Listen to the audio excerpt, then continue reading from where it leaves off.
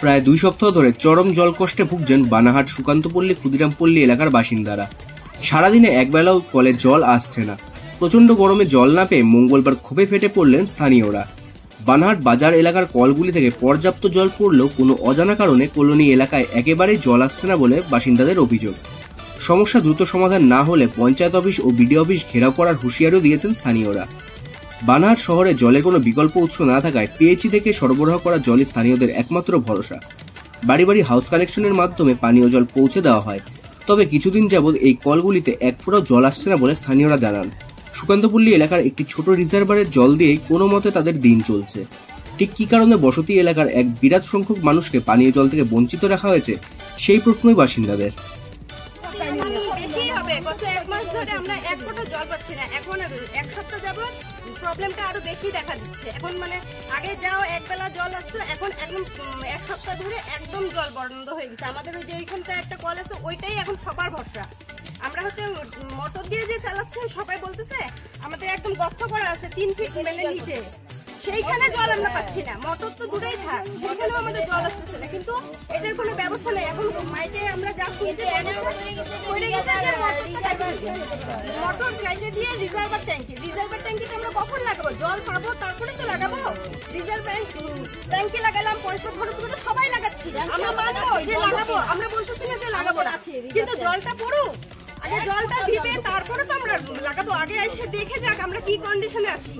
কতদিন ধরে এরকম সমস্যা হচ্ছে আপনাদের? গত 1 মাস হয়ে গেছে, বেশি হয়েছে, তাও 1 মাস বলে 3 বেলা এক বেলা জল আসে না। না না 3 বেলা এক বেলা আর যেটা একবেলা এই তো ফেল করে এক গর্ত আছে, সেইখানে জল পড়ে কমর গর্ত, এখানে মাটি লেভেলে কমর পড়ে গেছে, ওখানেই জল পড়ে। লাইন কাটে। আপনাদের পাড়ায় একটা কল আছে রিজার্ভার দিয়ে, সেটা দিয়ে শুধুমাত্র জল পড়ছে। এটার উপরে কি তাহলে জল পড়ছে?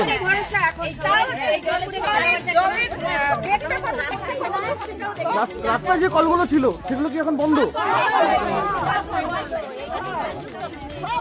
শুধু হাউস কানেকশনের জল সেটাও পাচ্ছেন না? আমরা কত নিচে নাইলে জল পড়ে, সেখান থেকে আমরা জল পাচ্ছি না।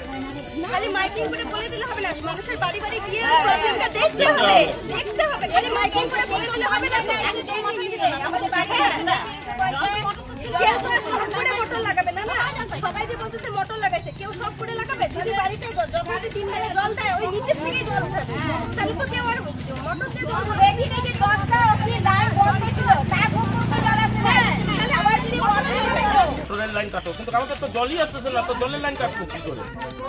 আজকে আমরা 1 সপ্তাহ ধরে জলের জন্য নাজেহাল। 1 ফোঁটা জল নাই কারো বাড়িতে, 1 ফোঁটা জল নাই। আমার কাছে ভিডিও প্রমাণ আছে, প্রুফ আছে। সকাল 6টার সময় আমি নিজে প্রত্যেকটা বাজারের কলোনি কল খুঁজছি, 5 ফিট থেকে 6 ফিট উঁচা, আমার কাছে ভিডিও প্রমাণ আছে, জল পড়ে।